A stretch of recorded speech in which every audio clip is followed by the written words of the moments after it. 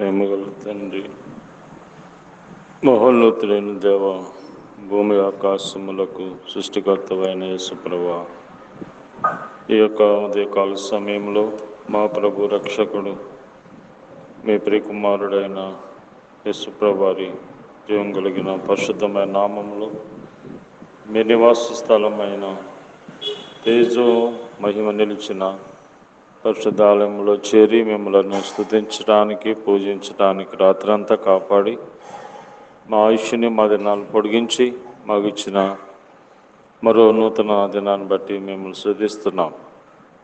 మాకు ఊపిరిని జీవం పోసిన దేవుడు, మీ యందే బ్రతుకుచున్నాం, మీ యందే చలిస్తున్నాం. నాయనా, మరి మా బ్రతుకునకు ఆధారం మీరై ఉన్నారు కనుక ఈ ఉదయకాలం మీ మాటలు మాకు దయచేయండి. నీ మాటలను బట్టి మేము నడుచుకోవడానికి, ఈ భూమి మీద మీ మాటలను బట్టి జీవించడానికి మీరే మాకు సహాయం చేయమని, నీ మాటని గైకొన్నవాడు నిత్యజీవం మోక్షంలో ప్రవేశిస్తాడు. నీ మాటని తృణీకరించిన వాడు నిత్య నరకానికి, అందుకనే ఎవరు కూడా నరకానికి పోకూడదని అందరూ అంతటా మీ మాట విని మీకు లోబడి జీవించాలని మీరు కోరుతున్నారు. జ్ఞాపం చేసుకో. యేసు ప్రభు నామములో ప్రార్థిస్తున్నాం తండ్రి, ఆమేన్. విలువైన నీ దేహము పరిశుద్ధాత్మకు ఆలయం, విలువైన నీ దేహంతో దేవుని మహిమపరచు. యౌవన కాలమున ప్రభు కాడిని మోయుము, యౌవన కాలమున ప్రభు కాడిని మోయుము. విశ్వాసమందు యోధుడవై దేవుని మహిమపరచు, విశ్వాసమందు యోధుడవై దేవుని మహిమపరచు. విలువైన నీ దేహము పరిశుద్ధాత్మకు ఆలయం, విలువైన నీ దేహంతో దేవుని మహిమపరచు. లోకమును ప్రేమింపకు, గతించు ఈ ఆశలు, లోకమును ప్రేమింపకు, గతించు ఈ ఆశలు. దైవ చిత్తమును జరిగించి నిరతం దేవుని మహిమపరచు, దైవ చిత్తమును జరిగించి నిరతం దేవుని మహిమపరచు. విలువైన నీ దేహము పరిశుద్ధాత్మకు ఆలయం, విలువైన నీ దేహంతో దేవుని మహిమపరచు, విలువైన నీ దేహము పరిశుద్ధాత్మకు ఆలయం, విలువైన నీ దేహంతో దేవుని మహిమపరచు. దేవుని యొక్క పరిశుద్ధ గ్రంథమైన బైబిల్ నుండి ఈ దినము దేవుడు మన కొరకు సిద్ధపరిచిన వాక్య భాగము సంఖ్యాకాండము 23వ అధ్యాయం 19వ వచనము. దేవుడు అబద్ధమాడుటకు ఆయన మానవుడు కాడు, పశ్చాత్తాపడుటకు ఆయన నరపుత్రుడు కాడు. ఆయన చెప్పి చేయకుండునా, ఆయన మాట ఇచ్చి స్థాపించకుండునా. దేవుడు అబద్ధమాడుటకు మానవుడు కాడు. అబద్ధమాడేది మానవుడు. దేవుని యొక్క నోట ఏ అబద్ధము లేదు. దేవుడు అనేవాడు అబద్ధమాడితే వాడు దేవుడు కాదు. దేవునిలో అబద్ధము లేదు. సత్యవంతుడు దేవుడు. ఆయన మాటలు సత్యమైనవి, యథార్థమైనవి. మనుష్యుడు అబద్ధికుడు. ఈ అబద్ధం అనేటువంటిది దుష్టుడైన సైతాను నుంచి పుట్టించబడింది. ఈ సాతాను అనేటువంటి వాడు అబద్ధికుడు, అబద్ధానికి జనకుడు, అంటే అబద్ధమును పుట్టించేవాడు. ఈరోజు చిన్న పిల్లోడు దగ్గర నుంచి పెద్దవారు వరకు, అధికారుల దాకా, ఉన్నతమైన స్థితిలో ఉన్న వారి దాకా మనం చూస్తే అబద్ధములు చెప్పేవారు ఉన్నారు. నిజము పలకడు. అబద్ధము ఆడుట మనిషి యొక్క స్వభావం. అబద్ధములాడి సంపాదిస్తాడు, అబద్ధములతోనే జీవిస్తాడు, అబద్ధములను కూడా పుట్టిస్తాడు. ఈ మధ్యన ఫోన్లు వచ్చినాయి కనుక ఫోనుల్లో కూడా అబద్ధం. భార్య భర్తల మధ్య అబద్ధం, తల్లిదండ్రులు పిల్లల మధ్య అబద్ధం. ప్రతి చోట కూడా, ప్రతి వ్యక్తిలో కూడా అబద్ధం అనేటువంటిది కనబడుతూ ఉంది. అయితే ఈ అబద్ధమునకు శిక్ష ఉంది. అబద్ధములాడేవాడికి శిక్ష ఉంది. నరకాగ్నికి పోతారు అబద్ధం ఆడేవాడు. అబద్ధములాడి సంపాదించిన, అబద్ధములాడి జీవించిన వారికి పనిష్మెంటు భయంకరంగా ఉంటుంది. నిజము పలుకువాడు సత్య సంబంధి, దేవునికి సంబంధించిన వాడు. కనుక ఈ లోకమంతా మనం చూస్తే అబద్ధములతో నిండి ఉంది. ఓ తండ్రి పిల్లోడిని, తన పిల్లవాడిని ఎగ్జిబిషన్ తీసుకెళ్ళాడంట. ఎగ్జిబిషన్ తీసుకెళ్తే అక్కడ 6 సంవత్సరములు దాటిన వారికి ఈ గేమ్ ఆడటానికి అవకాశం ఉందని రాయబడింది. అయితే ఈ అబ్బాయి 5 సంవత్సరం. అయితే ఆ గేమ్ ఆడటానికి 6 సంవత్సరాలు మరి కలిగి ఉండాలి.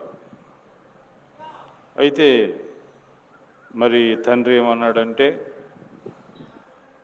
నువ్వు ఆ గేమ్ ఆడు, ఒకవేళ వాళ్ళు ఏదైనా అడిగితే నీకు 6 సంవత్సరాలని చెప్పమన్నాడు. కాబట్టి ఇప్పుడు తండ్రి ఏం నేర్పిస్తున్నాడు? అబద్ధం నేర్పిస్తున్నాడు. తర్వాత వెళ్ళి తండ్రి చెప్పినట్టుగానే వెళ్ళాడు, అక్కడ గేమ్ ఆడాడు. తర్వాత మరొక ప్రక్కన ఇంకో గేమ్ ఉంది, ఉచితము. దాంట్లో 5 సంవత్సరాలు వయసు కలిగిన వారికి ఉచితముగా ఆ గేమ్ ఆడొచ్చు అని ఉంది. అప్పుడు ఆ పిల్లవాడు మళ్ళీ తండ్రి దగ్గరికి వెళ్ళి, డాడీ మరి 5 సంవత్సరాలు వయసు కలిగిన వారు ఈ గేమ్ ఆడొచ్చంట, మరి నేను ఇప్పుడు ఆ గేము ఆడాలి అంటే అయితే నిన్ను అడిగితే 5 సంవత్సరాలని చెప్పమన్నాడు. ఎవరైనా అడిగితే నీకు 5 సంవత్సరాలని చెప్పమన్నాడు. వాడు అలాగే వెళ్ళి ఆ గేమ్ ఆడొచ్చి, వాడు చిన్నపిల్లడు కనుక వాడికి అర్థం కాలేదు. వాడు బుర్రగోక్కుంటూ వచ్చి, డాడీ ఇంతకీ నా వయసు ఎంత, 6 5? అప్పుడు ఆ తండ్రి ఆ పిల్లోడికి ఏం చెప్పాలో అర్థం కాలేదు. కనుక ఈ తండ్రి పిల్లోడికి ఏం నేర్పించాడు? అబద్ధం ఆడుట నేర్పించాడు. ఎవరైనా వచ్చి మీ నాన్న ఉన్నాడా ఇంటికాడంటే లోపల ఉండి ఏం చెప్పిస్తారంటే లేడు అని చెప్పమంటారు.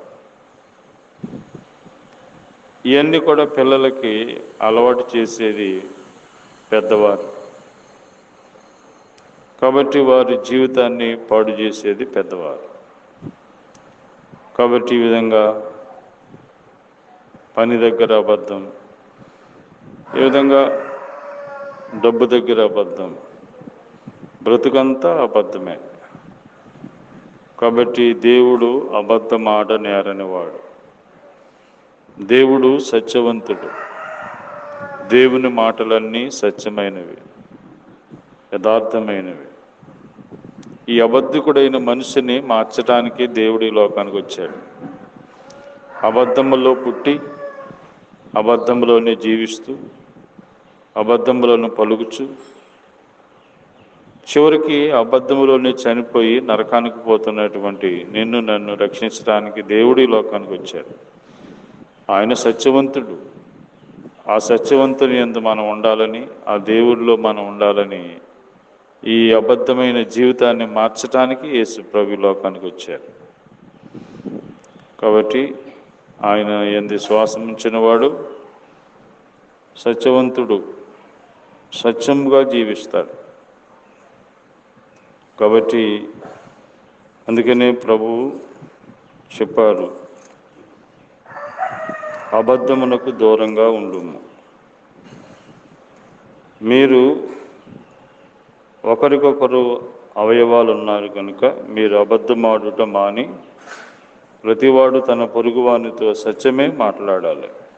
ఎఫెసీ పత్రిక 4:25 ఆ మాట మనం చూస్తాం. కాబట్టి అబద్ధమాడుట మాని అని.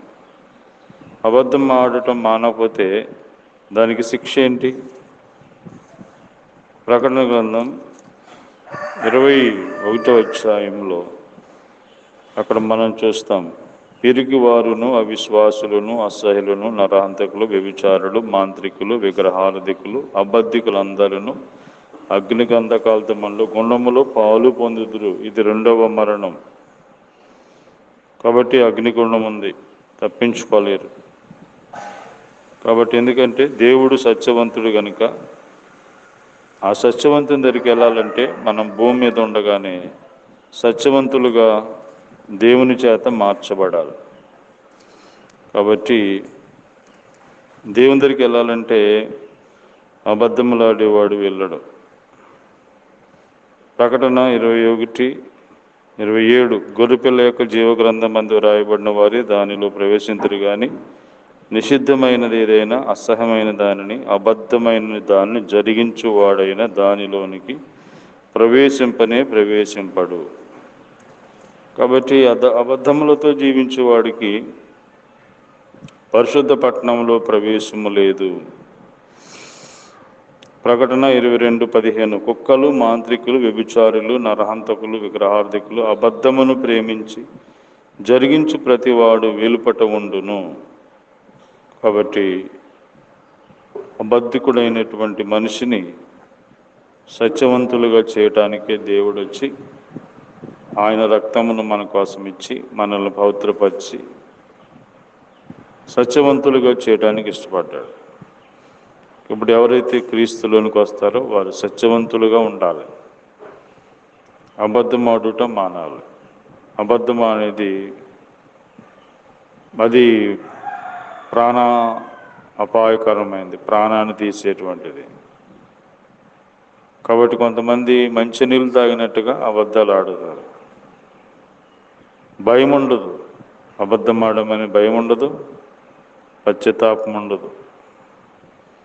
చివరికి నీ అబద్ధమే నిన్ను నాశనం చేస్తుంది. కాబట్టి